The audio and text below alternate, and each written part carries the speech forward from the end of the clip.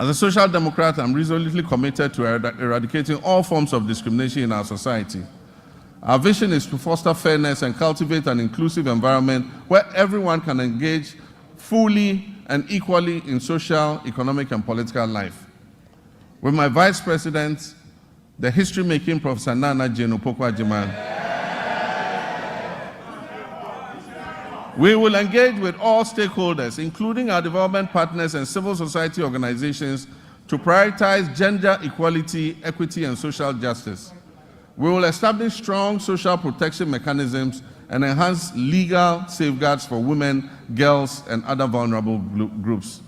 Our initiative would include enacting comprehensive laws and policies designed to dismantle harmful social norms, to enhance access to crucial resources and opportunities, particularly for young women, and reduce overall vulnerability within our society.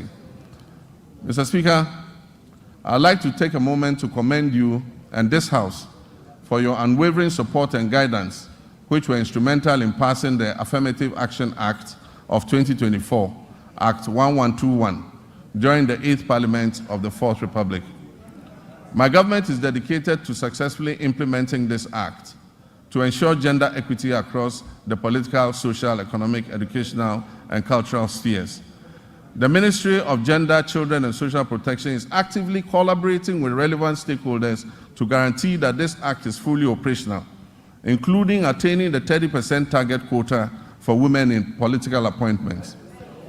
I'm pleased to report that women currently make up 23.21% of all appointments, and we are diligently working towards reaching the targets set forth in Act 1121.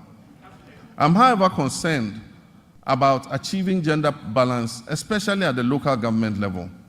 Very few women have mastered the courage to apply for the positions of metropolitan, municipal, and district chief executives. And unfortunately, the few who have courageously applied have been edged out on very flimsy and parochial grounds. It is my hope that the National Constitution Review Conference will clear a pathway for the election of DCEs.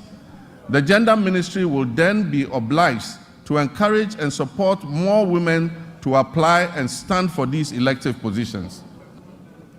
In our pursuit of empowering women, Mr. Speaker, we'll establish the Women's Development Bank. This will be a specialized financial institution designed to support businesses owned and led by women through the provision of low-interest loans and tailored financial services offered under very flexible terms. Consultative processes are underway to ensure the successful launch of this bank. And as part of our 120-day social contract, the Minister for Finance is going to allocate initial funding for the Women's Development Bank in the upcoming budget that will be presented to this House.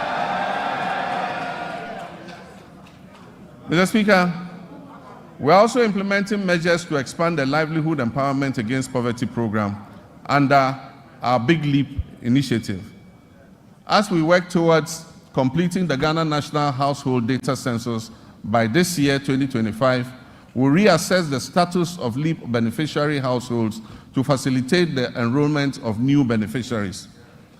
Mr. Speaker, we are committed to enhancing the legal framework surrounding disability rights by passing the Persons with Disability Amendment Bill.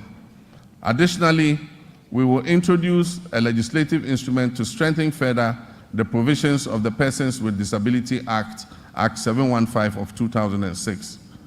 We reiterate our commitment to ensuring that individuals with disability have access to free tertiary education and equal opportunities to pursue their academic and professional ambitions. Mr. Speaker, the government intends to ensure the implementation of legislation that enjoins public and private employers to reserve 5% of their employment for persons with disabilities. I am aware that a private member was shepherding this bill. Government is going to support that motion in order that 5% of all employment is reserved for persons with disability.